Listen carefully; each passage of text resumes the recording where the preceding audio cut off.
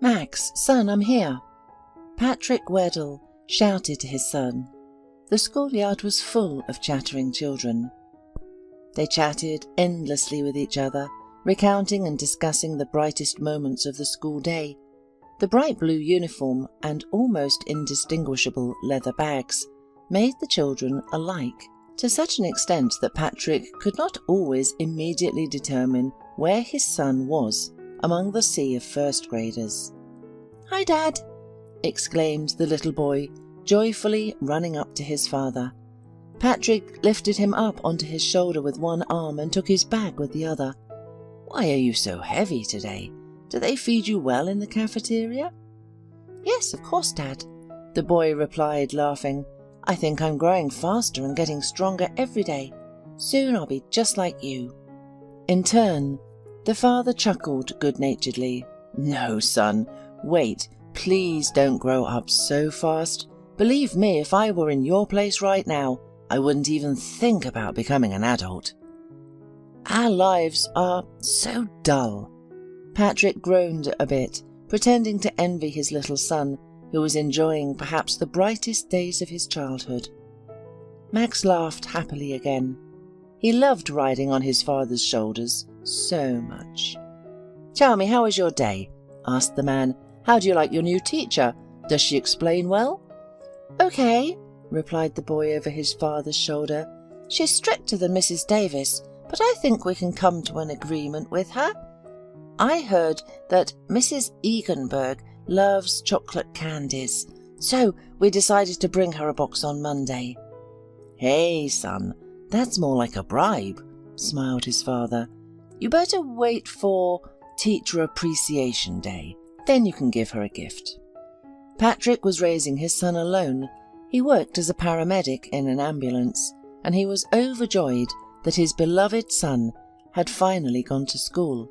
If before he always worried about Max and how he was feeling while Patrick himself worked 2 shifts to provide the boy with everything he needed, now he could at least breathe a little. After all, for most of the day his child was under the supervision of teachers, fed and busy with useful things. Max had only recently entered the 1st grade. Only 3 months had passed since the boy first took his pencil case and textbooks out of his bag and put them on his desk. And yet Patrick continued to ask him every day if he liked school, if he had made new friends, if he had quarrelled with anyone, and so on. His previous teacher had just gone on maternity leave a week ago, and Patrick was anxious to see if the new teacher could find a common language with his son. Fortunately for almost all school teachers, Patrick was a true example of how to raise a child if you are their only parent. "I wonder what happened there," mused one of the teachers. "It seems like someone among the kids said that Max's mum left them when the boy was still a baby." "Well, girls, that's none of our business," abruptly cut off the physical education teacher. "Who knows what happened to anyone in the past? The fact is that in our difficult times, raising a child alone is quite an achievement for a man. And by the way, he works as a paramedic in an ambulance. He probably has constant overloads, and yet he manages to pay enough attention to his son. What a father." The most surprising thing about this whole story was that Max was not Patrick's biological son. The man saved the baby when he was just a year old. The child and his mother were involved in a terrible car accident. Patrick remembered that terrible trip for the rest of his life. The old, long-seen Buick, which was only suitable for the dump, for some reason lost control right in the middle of a busy highway. The female driver desperately tried to hold the steering wheel, as the police later said. However, she failed. The woman's car was taken to the oncoming lane, after which it was instantly caught under the wheels of a huge truck. The baby survived only by a miracle. When the rescuers were finally able to cut off the roof of the car, Patrick saw that there was a small cradle securely attached to the rear seat, in which a 1-year-old baby was desperately wriggling and screaming. "Oh my goodness," Patrick could only whisper, seeing the child and his bleeding mother. Julia, the unfortunate young woman, weakly moaned and tried to keep the blood from pouring from a huge torn wound on her thigh.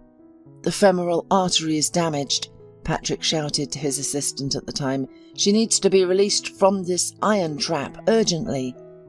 Together with the rescuers, Patrick helped free the lower half of the woman's body from the steel clutches of the partially crushed car. Due to the shock, Julia was conscious all this time. However, further assistance unfortunately did not help. In a short time, the victim lost too much blood, and the paramedics did not have time to take her to the hospital. "My child, my Max," she whispered, using her last strength to appeal to the ambulance doctors. "Please don't let him die." "Calm down, please," Patrick replied, understanding that his words were more for comfort than encouragement. Everything was bad. "Your child is alive and hardly injured. We'll arrive at the hospital soon. You'll have surgery and you'll be with your Max again." "No, I know I'm going to die soon. I'm ready for it. But my son, promise me you won't let him die." Julia's chest rose for the last time. Then she let out a convulsive sigh and fell silent forever. "We did everything we could," the second paramedic said sadly, then looked at his wristwatch and quickly said, "Time of death 12:05. "All right, Patrick, don't worry like that. I understand that losing a patient is always difficult. Believe me, we all feel the same way. Now all that remains is to pray that her little boy can handle this terrible turn in life." "Yes, I understand all that," answered Patrick. However, in his heart, it was as if huge black gates had opened, releasing coldness and emptiness. Patrick had been working for 5 years, and no one had ever died on his shift. The man always fought for his patients until the end, no matter how difficult the situation. But Julia became the first person to literally die in his arms, even if it was in an ambulance. Patrick glanced at little Max, who was held in the arms of the nurse in the front seat. The man's heart was filled with sorrow for the little boy left without a mother. He himself could not say exactly where he got this strange feeling, as if it were he who had to take care of the son of his deceased patient. Patrick had been married for nearly 4 years, but his wife Kristen refused to even consider having children. "I'm too young to think about having kids, and what will become of my figure? You don't think I'm going to give up my career as a ballerina just because you feel like playing with a little living thing? If you really want to show some care, show it to me. We haven't been to the sea for 2 years, and you promised me a fur coat. Look, all the girls at the theatre are laughing at me." Kristen worked at the theatre as a dancer in the Corps de Ballet. Although Patrick sincerely believed that his wife's achievements in academic dance were quite modest, Kristen thought she was the future Marie Tolchief, which caused serious arguments between them. Patrick loved his wife sincerely, but he wanted to have a full-fledged family, while Kristen was solely focused on her career. "Kristen, dear," her husband tried to persuade her, "you know I've always been your biggest fan. But isn't it time to face the truth and understand that it's better for you to give up these attempts to build a career in the theatre? You know, I'm genuinely happy that you're so supportive of your art, but you're not 18 anymore, not even 20. "And so what?" his wife protested loudly. "You're suggesting I give up everything and stay home like some broody hen? And what about Isadora Duncan and the other ballerinas who succeeded even though no one believed in them in the beginning of their careers? Even their loved ones behaved as you do now. Kristen, you're not Isadora." Her husband couldn't take it anymore. "And you're not Tolchief. And forgive me, you'll never be like them. You're already 27 and I'm 30. We're adults who got married to start a family. Do you understand? A family. Not like this, where the husband tries to earn money from morning until night and the wife stays at the theatre day and night." "Patrick, how dare you?" his wife protested. I'm a ballerina, a child of the air and light. And you'll never understand that." With these words, Kristen always demonstratively threw herself on the bed, wringing her hands, and wept inconsolably. She used to do it so masterfully that Patrick had only to put up with her relentless desire to become famous in the field of ballet. However, he had tried different ways to approach the issue. He hinted at her teaching and suggested that if she couldn't make it in ballet, their charming daughter could fulfill her mother's dreams. But it was all in vain. Patrick seemed to be talking to a stone wall that cared about nothing but itself. On the day they took little Max to the hospital, Patrick knew he had to help him somehow. When he later learned that the boy had no family left, as his mother had grown up in an orphanage and never knew her parents, the man decided to adopt Max, even against his wife's protests. "Have you completely lost your mind? I don't understand you," Kristen said. "Why did you make the decision for both of us, and behind my back? What if I don't want to raise this child? Did you ever think of that? After all, I don't have time for this." "Kristen, that's enough." Patrick slammed his fist on the table. "I'm tired of having to adjust my entire life to your stupid desires. You're my wife, and it's time for you to give birth to our child, and if you don't want to ruin your figure, then we'll adopt Max. I have already prepared all the necessary documents. We'll have no problem getting guardianship." "That's how you talk. You want to burden me with someone else's child? You're a great husband, no doubt," said the young woman, crossing her arms over her chest and scowling. "Kristen, you're saying that because you haven't seen him yet," he tried to explain more gently. "When you see this little baby, I'm sure you'll love him like your own right away. I'm offering you a real life, a real family. Don't you want that, even for me? Okay, but keep in mind that this child will be on you. Got it? I'm not going to participate in this circus. God, I should have left you a long time ago. You're completely obsessed with your theme of children lately. And what do you suggest? Give the poor baby to an orphanage? Aren't you ashamed to even think of such a thing? His mother was from an orphanage. It's the worst fate for a child. What could be worse?" Patrick tried to reason with his wife. "Oh, Patrick, you should have gone to the theatre as an actor."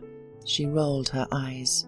"So what if he grows up in an orphanage? Thousands of kids grow up like that and nothing happens. Then they become decent people. It's not the 19th century. Nobody is whipping them there." Kristen stopped in the middle of her sentence because she caught her husband's gaze. She had never seen so much icy anger and determination in his eyes before. "That's it, Kristen. The issue is closed. We're adopting the boy, and we'll raise him together. Period." Kristen was initially afraid, but then she just sneered at him. "Well, since you've decided that way." Saying this, she silently left the room. All further actions regarding the adoption of the boy went quickly, and just a month later, Patrick and Kristen were already considered Max's official guardians.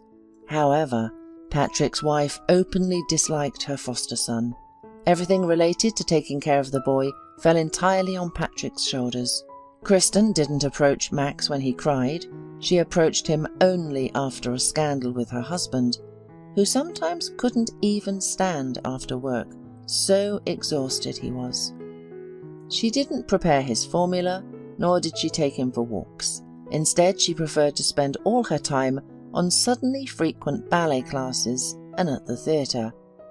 Honestly, her goal was to turn her husband's life into a real hell, so he couldn't bear it and gave the little boy back to the orphanage. However, Patrick quickly understood Kristen's cunning strategy, and only then finally realized that he had chosen completely the wrong person as his life partner. 6 months later, their relationship finally cracked. The spouses almost stopped talking. Patrick had to bear twice as much, as he had no one to share his grievances and heartache with. His father died 2 years ago, and his mother died when he was only 16. At work, he never admitted what a difficult person his wife was all this time. It was too shameful to talk about it, because he had always praised her in the eyes of his colleagues and positioned her as an extremely creative and vulnerable person. As it turned out, Kristen didn't waste any time either, and found herself a new admirer who apparently appreciated her uncomplicated dancing skills. She began openly dating a certain businessman behind her husband's back, and later confessed everything to him. With pride, she demanded a divorce. "As you can see," she said then, "there are still real men in the world who value beauty and women in their lives, primarily the sense of beauty. That lightness and grace of spirit that only a real muse can offer." "Kristen, oh my God, do you hear yourself?" Patrick asked her incredulously, rocking little Max in his arms. "What nonsense are you talking about? What muse? Have you completely lost your mind with this vulgar passion? That's you, a vulgar, down-to-earth person who is only fit to save unknown people all his life on his miserable ambulance. While Graham is the most talented businessman, he will turn me into a real star, as you'll see. I just came for my things. I'll send you the divorce papers through a lawyer. Ciao." Sending her ex-husband an air kiss, Kristen went to the bedroom to pack the necessary outfits for her trip. Her new admirer promised to take her to Paris, so Kristen was full of brilliant plans and hopes regarding this romance. Patrick did not particularly resist the divorce. He had long realized that there was nothing left between them that would bind them together. And as bitter as it was for him to admit it, not even to himself, probably nothing had ever bound them together. He honestly wanted to create his own big and loving family, and the young shy ballerina seemed to him to be the perfect option at that moment. After the divorce, Patrick surprisingly felt relieved. He felt much better and freer. Max became much calmer than before. The main source of stress in his new life, his wayward foster mother, was gone forever. Patrick no longer had to worry about her not feeding the baby or forgetting to take him for a walk. That day, Patrick and Max came home in a great mood. Patrick found out that Max liked his new teacher, which reassured him. The father sincerely worried about his son's relationships with his teachers. After all, school is not a kindergarten. It's much more serious. Even though it's only the first grade, all the kids are still little. "Well, do you want to eat?" Patrick asked his son cheerfully. "Of course, I'm literally starving," the little one replied, laughing. "Food at home is always tastier." The father just smiled. He was pleased to hear his son praise his own cooking. Patrick tried to improve his cooking skills every year by reading culinary books and watching numerous TV shows. "Well then, you'll definitely appreciate my dish today," Patrick said mysteriously, winking at his son. "What is it?" Max clapped his hands in anticipation. "This is pea soup with bacon and also blueberry pie," Patrick said with all the aplomb he was capable of, stepping away from the stove and showing his son a large pot of fragrant broth and a beautifully sliced pie on a plate. "Wow!" the boy exclaimed sincerely. "I can't wait to try it." To father's great joy, the child happily ate a whole bowl of soup and a piece of pie. After that, Max rested a little, watched cartoons, and then was about to start working on his homework when a surprised exclamation came from his room. "Dad!" his son called. "I think I'm in trouble." "What's wrong?" Patrick asked anxiously, entering the room. The boy showed his father a school bag. "These aren't my things," the boy said, blushing. "What do you mean they're not yours?" His father frowned. "I think I accidentally took someone else's school bag instead of mine. I didn't do it purposefully, I swear," the boy said, folding his hands in a gesture of apology. The father hurried to reassure him. He knew that little children are still quite disoriented in space, so they can easily confuse each other's things. Especially in the first months of school, everything seems similar to them, including the uniform and almost identical school bags. It's okay, Max, don't worry. Just please be more careful next time when you're taking your things, okay? Patrick asked. Of course, Dad, I'm sorry, his son reassured him. But how am I going to do my homework now? In response to this, Patrick smiled and said, You'll make it in a clean notebook, and tomorrow, let's show the teacher everything and explain the situation. Let's see, what was the last thing you were assigned in school diary? The owner of this portfolio must have a diary and textbooks too. You're a genius, Dad, the boy exclaimed sincerely. Then there was a beautifully designed pink diary with an image of a shimmering fairy pony. Oh, so this is Amy Robins' school bag, the boy exclaimed, then slapped himself on the forehead. Of course, we sat together in our environmental studies class. She was speaking with other girls, and I was putting everything in my school bag when Tommy Nelson distracted me. I must have taken her school bag by mistake. Well, we figured it out. Patrick nodded and carefully took out all of the girls' necessary textbooks from her school bag. Now get to work. Just be careful. These are her things. His son assured him that everything would be fine, but Patrick had no doubt about that. Max had always been responsible and very proper at the age of 7, so he already had an idea of other people's property and how to handle it carefully. Suddenly his father's attention was drawn to something sticking out of the inner pocket of the portfolio. It was a corner of a small photograph that the girl apparently kept inside her pocket of her bag as a talisman. Pulling on the smooth corner of the photo, Patrick easily pulled it out, but in the next second he froze, as if struck by a powerful electric current. The photo showed Julia, the same woman who died in a car accident under the wheels of a huge truck. But how? How was that possible? Patrick looked closely at the face in the picture. There could be no doubt the same blue eyes, the same wavy ash-blonde hair. Only the hairstyle in Julia's mysterious photo was somewhat different, but everything else. Of course, Patrick could be wrong. So many years had passed. However, the face of the person who had died practically in his hands would inevitably be etched into his memory. And besides, he always had a photographic memory for faces. Turning over the photo, the man was even more surprised. Judging by the date, the photo was taken a year and a half ago. That is, it could not possibly belong to Max's deceased mother. But then who was this mysterious stranger? Dad, are you okay? His son asked him. Why do you look so scary? No, everything's fine, Max, the man hurriedly reassured his son, at the same time hiding the photo in his pocket. Probably my head just got dizzy. Sometimes it happens to adults. It will pass by itself. Poor Daddy. Max touched his father's forehead with his little hand and shook his head disapprovingly. You're always tired at work, so you'll get sick sooner or later. Patrick just smiled gently. The attempt of his son to show care was so charming that the doctor realized once again that he could not even imagine what his life would be like without Max.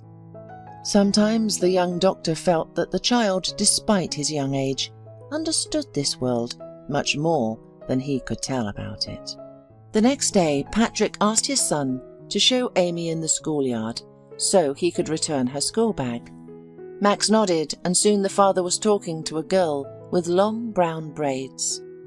Thank you for returning my school bag to me, Amy politely thanked him, handing Max's bag back to him. Yesterday, when I saw Max's things instead of mine, I didn't know what to do. I even cried.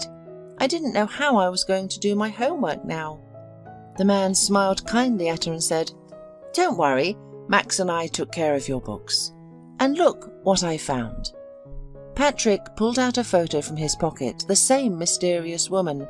Sorry, I found it accidentally in your school bag when we were taking out textbooks, he explained carefully. She's a very beautiful woman. Is she your relative?" The girl took the photo from Patrick's hands, and a pleasant smile appeared on her face. However, in the next second, she looked at him with clear suspicion. "That's my mum," Amy answered shortly, "and she actually forbids me to talk to strangers." Patrick felt a wave of complete amazement rise inside him. "Your mother is right, but I'm not really a stranger," Patrick replied with a slightly bewildered tone. He still couldn't come to terms with what he had heard. "I'm Max Weddle, Max's dad. You don't have to be afraid of me. I just wanted to know if your mum would come for you after school, or maybe dad." Amy's face became impervious for a moment, as if she didn't want to talk more about her family. However, being a very well-mannered child, the girl evasively answered, "Mum is unlikely to come today. Lately, Mario has been taking me back and forth to school." This information finally plunged Patrick into an emotional impasse. Could it be that Max's mother did have relatives after all? But he remembered very well that Julia was an orphan. Then how can one explain that Amy's mother looks exactly like her? And who is this Mario who comes for the girl? However, this time Patrick was too shy to ask Amy more about her family. Besides, school lessons were about to begin, and it would be better not to be late. However, the next day, he couldn't get this story about Amy's mother out of his head. The man thought it was unfair that his adopted son didn't even suspect the possible existence of his blood relatives. Who knows? Maybe he'll see his grandma and grandpa. Patrick blamed himself that for all these years he didn't bother to check all the information about Julia's relatives, thus depriving his boy of possibly one of the happiest moments of his life. Tortured by guilt, Patrick decided to talk to Amy or her mother again if she came to pick up her daughter from school. Arriving at the end of classes, he saw a huge SUV of quite impressive size approaching the educational institution. A tall, athletic-built man jumped out of the car, looking like some kind of boss. The expensive business suit, although it fit him very well, still looked as if this person put it on more to create a corresponding impression about himself, rather than because it was actually comfortable for him. After a few minutes, Patrick saw Amy approaching the man's SUV. Obviously, this is the Mario that the girl was talking about, he thought to himself, and risked approaching the owner of the prestigious car. "Good day," Patrick politely greeted. "Excuse me, I really need to talk to you." "What do you want?" "What do you want, man?" The man surprisingly rudely replied. "Can't you see I'm picking up my kid from school? I don't have time for you right now." Patrick was surprised by the rude conversation style of this stranger businessman. However, he tried to remain composed. "You see, our children recently mixed up their school bags, and in Amy's I accidentally found a photo of her mother. I wanted to know about her because many years ago—" The man stopped listening and turned to Amy, demanded in the same manner that Amy get in the car and sit there quietly. Then he turned to Patrick and, taking a few steps toward him, literally hung over him. "Hey, you! Why are you attached to my family? I suggest you leave here nicely right now and never come near my daughter again. Do you understand? And keep in mind, you better not anger me again. Otherwise, I can't even complain about you. I'll say that you're hitting on my Amy, and then no one will bother to understand what and how. They'll call the police and they'll lock you up for about 15 years. Well, am I clear?" Shocked by such rude behaviour, Patrick nevertheless decided that he was probably wrong to bother strangers by meddling in their business. However, he was not going to humiliate himself in front of this strange guy either. "I understand you," Patrick replied, sweeping Mario's hand off his chest. "Just keep your hands to yourself." What did you say? The brazen man stretched out and, quickly looking around unnoticed, pushed Patrick with his stone shoulder. Stay away from us, and your neck will be intact, he added, and then with an important look sat behind the wheel of his car. Patrick looked at Amy through the half-tinted glass. For a split second it seemed to him that fear flashed in her eyes. Only the girl quickly turned away from the window, pretending to be interested in something in her own school bag. Patrick liked the whole story less and less. Also, his intuition loudly suggested to him that Amy could not be this Mario's daughter. A month later, Patrick noticed that Amy was still being picked up by the SUV with the unpleasant businessman. The man could only guess where the girl's mother was in this case, and then one day Patrick saw how Mario, without hesitation, publicly began to shout at the child. How many times have I told you? You have to wait for me at the gate so I can pick you up, and we can leave immediately. And where have you been wasting so much time again?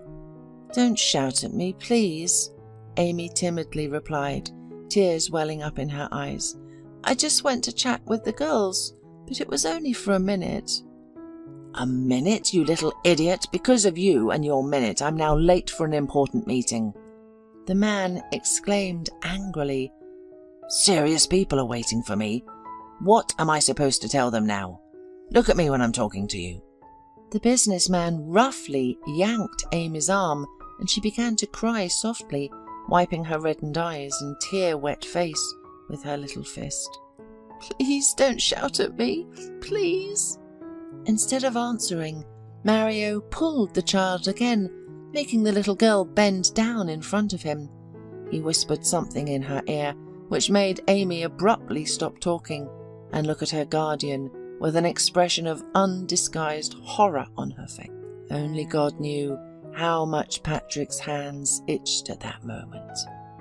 He wanted nothing more than to jump out of his own car and teach this scoundrel a lesson. The man had practically raised his hand against the child. At the same time, he understood perfectly well that openly confronting this scoundrel now would only harm the unfortunate little girl even more. Who knows what this brute had in mind? At that moment, bitter as it was for Patrick to admit, he couldn't take such a risk. He was finally convinced that there was definitely something fishy about this story. Patrick decided to take a different approach. The next morning, when he was seeing his son off to school, he quietly stopped Amy when there was no threatening car nearby and delicately asked, Amy, wait a minute, please. Did you have a fight with Mario yesterday? Sorry, I just saw how strangely he was acting towards you. Amy turned pale as if she had seen a ghost and then quickly shook her head so that her braids literally flew around her thin face. No, Mr. Weddle, you must have been mistaken. Are you certain? Patrick frowned. Yes, the girl nodded, but from her eyes the man guessed that he was right. It was my fault. He always asks me to leave through the main exit, but That's no reason to shout at you like that. But that's no reason to shout at you like that. Patrick protested in a low voice. You know, Max and I have different situations too, but I never allow myself to treat him like that. It's just wrong, to be honest. Instead of answering, Amy just lowered her big light blue eyes. Amy, but still, where is your mum? Patrick tried to ask his main question again. She's at home, but she can't go anywhere right now, the child evasively replied, cautiously looking around as if someone could overhear them. Patrick frowned again. Well, at least the situation has started to clear up a bit. Amy, do you or your mother need any help? Patrick asked carefully, hoping that the girl would understand him correctly. I could come over to your place this weekend. Max and you could play together. Of course, that is, if your mum and Mario allow it. At the mention of Mario, fear once again froze in little Amy's eyes.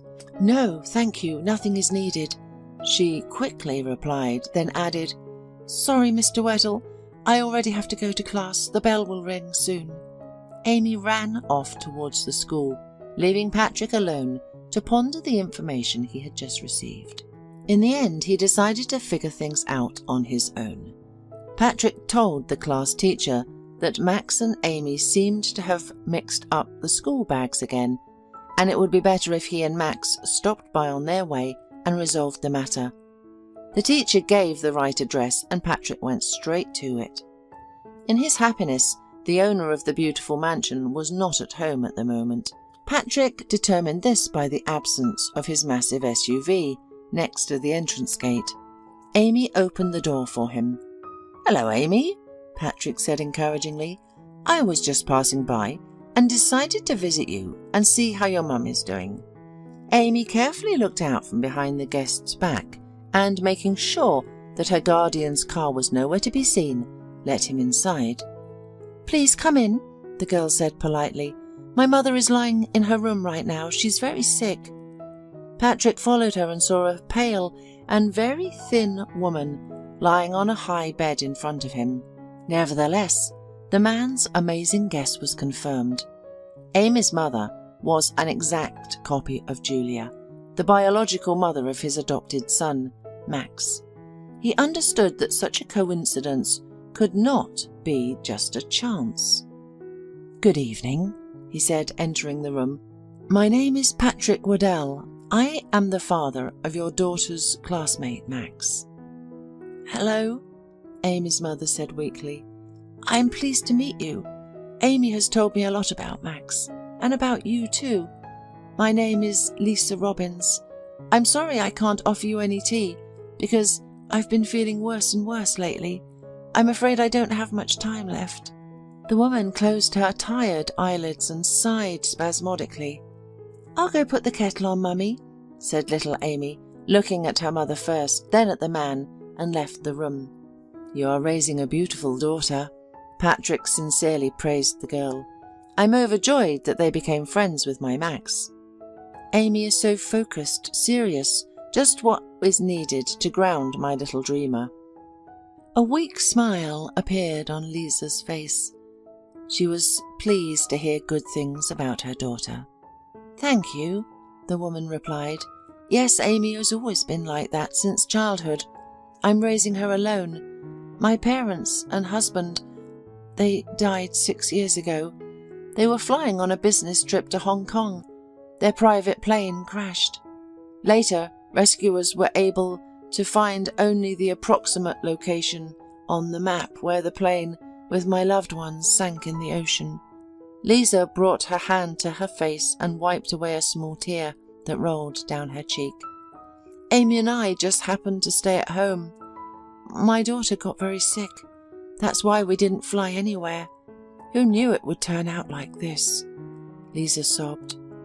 "If you only knew how much I miss them, especially now, when I am possibly—" The woman did not finish her sentence and buried her face in her hands. "I beg you, don't cry," Patrick said, trying to comfort Lisa. "I apologize for the delicate question, but may I ask what your diagnosis is?" Lisa looked at the man with a slightly puzzled expression. "It's all right, I'm also a paramedic," the guest explained. "The thing is, Amy told me about your condition. That's why I came. Maybe I can help you with something." Patrick noticed that there was almost no medicines on the table next to the patient, only a glass of cold tea and a box of some herbal mixture. This seemed strange because Lisa had enough money, judging by her luxurious house, to provide herself with full-fledged treatment for any illness, even the most severe. "I don't think you can help me in any way," Lisa said, shaking her head. "Mario already brought one doctor to me.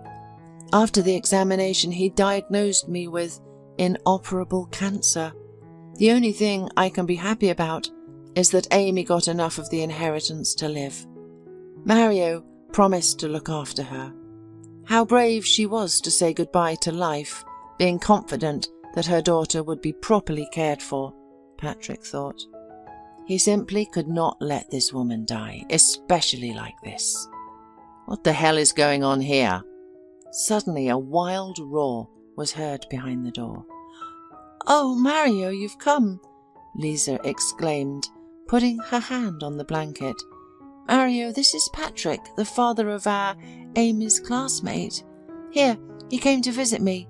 He is also a doctor. Can you imagine?" Patrick turned around and saw the bloodshot eyes of Mario staring at him like a bull. "Yes, we already know this freak," Mario rudely threw at him. "I didn't understand, Patrick. Am I speaking unclearly? Can't you understand that approaching my woman and her daughter is forbidden to you? Don't you have your worries? Why don't you go and save your pensioners and drunkards from heart attacks?" However, Patrick was also not a pushover and was not going to endure insults from this loafer so easily, even though he had a high opinion of himself. "That's right, I work in an ambulance and I'm proud of it," he calmly replied. "And why do you allow your woman to lie here and wait for death calmly? Lisa has told me that she has an incurable form of cancer, according to some incomprehensible doctor. But I, as a real doctor, strongly doubt it. It seems to me, Mario, that you are deliberately waiting for her to die. And you want to get access to her money through her daughter. You are just a scammer." Mario instantly turned crimson, starting from his towering head and ending with his thick fingers on his hands. The man slowly began to step on Patrick, while he did not flinch, waiting for the enemy to come to him at the closest distance possible. "Patrick! Mario!" Lisa exclaimed, trying to verbally separate them from her last strength. "What are you doing? Shame on both of you!" "Lisa, I saw the other day how Mario behaved terribly with Amy, and I'm not certain, forgive me for being frank, that this person will be able to become a worthy parent for her after your death, which I very much hope will not happen." "Shut up!" Notwithstanding, Mario snarled at Patrick. "What the hell are you even doing here? What? Wanted to get all the money for yourself?" At that moment, a bewildered Amy ran into the room, carrying a small tray with 2 steaming cups of tea in her hands. "Oh!" the girl exclaimed, seeing the distorted face of her stepfather. "Amy, leave here quickly. Don't listen to them," the mother exclaimed, and her worries about the little child brought colour to her pale cheeks for a few minutes. She struggled to sit up in bed. "Mario, what are you saying?" she asked him. "Is it true what Patrick said about you and Amy? Did you seriously dare to shout at my child?" Feeling that the argument was about to turn into something terrible, Amy carefully left the room, leaving the tray with tea near the door, and quickly went up to her room and locked the door. "Lisa, my sunshine, of course he's lying," growled Mario, looking at the guest. "Let's have you lie down quietly and rest. Why do you need extra stress? And I'll handle this scoundrel now." As soon as he finished the last sentence, Mario immediately pounced on Pat. However, the ambulance doctor, although he did not look like an athlete, was far from weak, as it might have seemed at first glance. In his spare time, Patrick was fond of gymnastics. He did 40 pull-ups and even knew some techniques from Eastern martial arts, so he never had any problems with his muscular corset. Grabbing the bulky hulk by the shoulders, Patrick, like an avid torero, skillfully managed to bend him thanks to the force of inertia towards his knee, after which he delivered a quite tangible blow to Mario's eye. However, he was also ready to fight to the end, and so he literally lifted Patrick off the ground. But the paramedic easily slipped out of his steel grip, delivering several powerful blows to the scoundrel's abdomen. "Stop it! Enough!" Lisa shouted at them. However, the men just moved further away so that she wouldn't accidentally get hurt. They fought for a couple of minutes with all their might, and when Patrick began to win decisively, Mario preferred to retreat with the words, "You'll still answer for everything, you scoundrel. I won't let it go. Keep in mind, my guys will find you quickly, and your puppy too. You won't be able to gather your bones later. I swear by mine.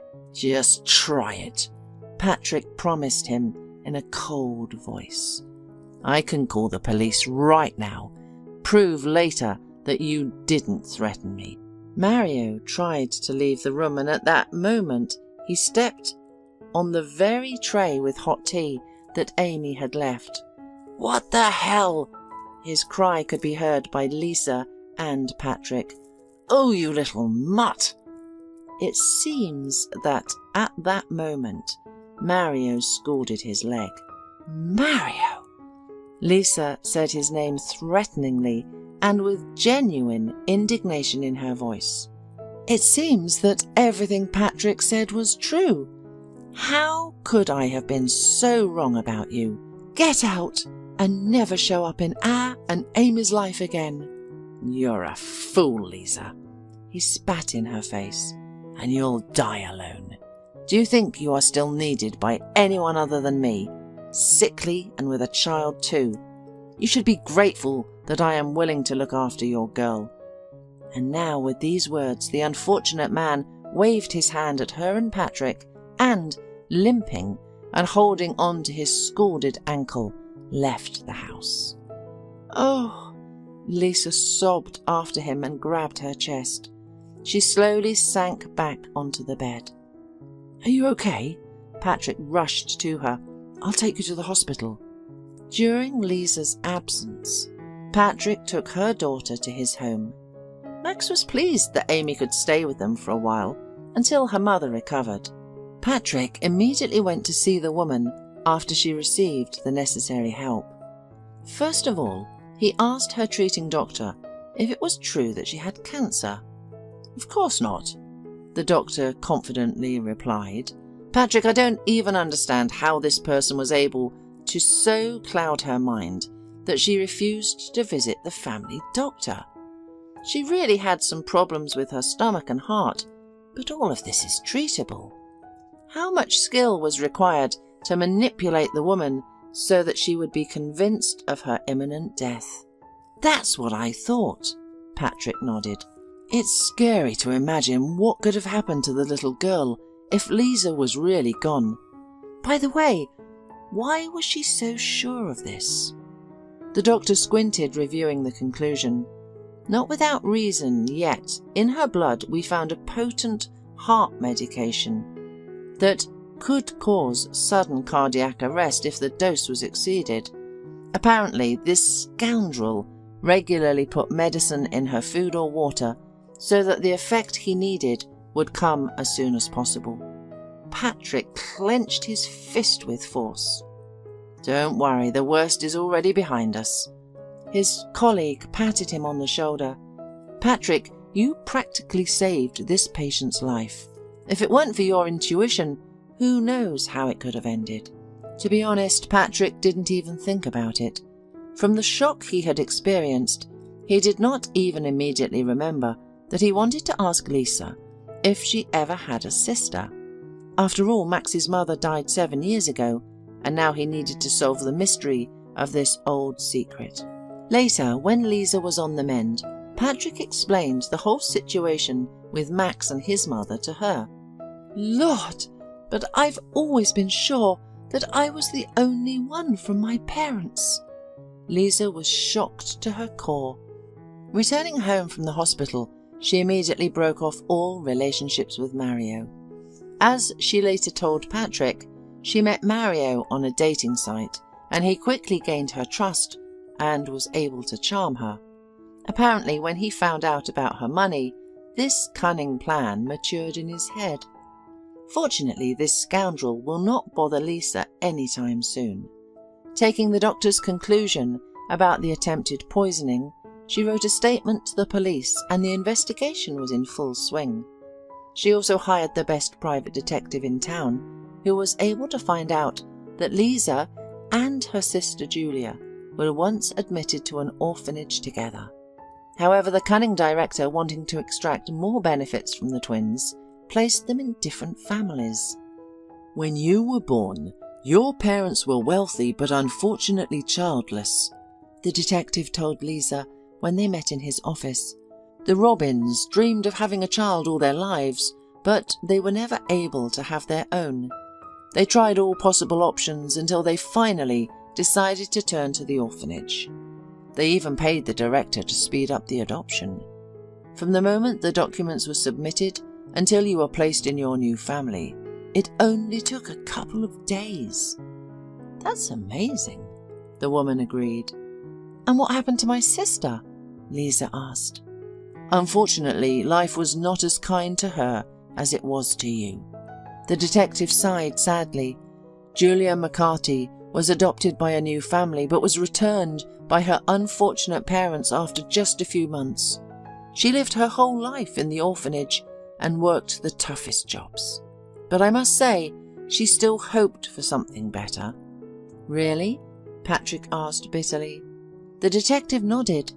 He discovered that Max's biological father of the boy apparently left Julia and the child almost immediately after his birth. However, the woman still remained optimistic. She planned shortly before her death to invest heavily in repairing her old Buick in order to then work on it as a taxi. Oh my God, Lisa whispered. Just think how much inner strength my sister had.